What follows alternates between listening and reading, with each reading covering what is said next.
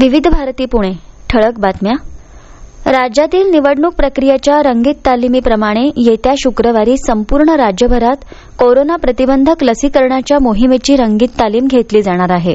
शहर आणि जिल्हा पातळीवर केवळ सरकारी रुग्णालयातूनच ही रंगीत तालीम राबवली जाईल.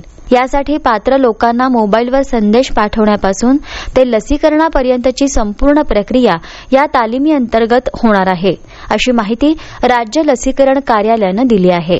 पंतप्रधान नरेंद्र मोदींच्या नेतृत्व आणि अध्यक्षतेखाली जागतिक कोरोना संकटाच्या पार्श्वभूमीवर केंद्रीय मंत्रिमंडळाची 2021 वर्षाची पहिली बैठक आज दूरदृश्य प्रणालीद्वारे आयोजित करण्यात आली आहे. यावेळी विविध महत्वाचे निर्णय होण्याची शक्यता आहे.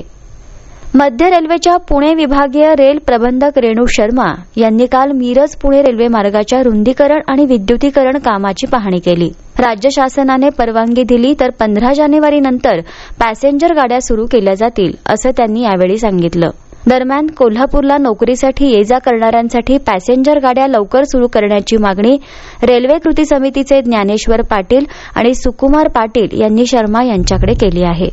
राज्यातील कृषी उत्पन्न बाजार समिती कर्मचाऱ्यांच्या अडचणी सोडवण्यासाठी शासन सकारात्मक असून यासंदर्भात समिती गठीत करण्यात यावी, अशी सूचना सहकार आणि पणन मंत्री बाळासाहेब पाटील यांनी दिल्या आहेत. काल मुंबईत मंत्रालय पणन मंत्री पाटील यांच्या अध्यक्षतेखाली महाराष्ट्र राज्य बाजार समिती कर्मचारी संघाची बैठक आयोजित करण्यात आली होती.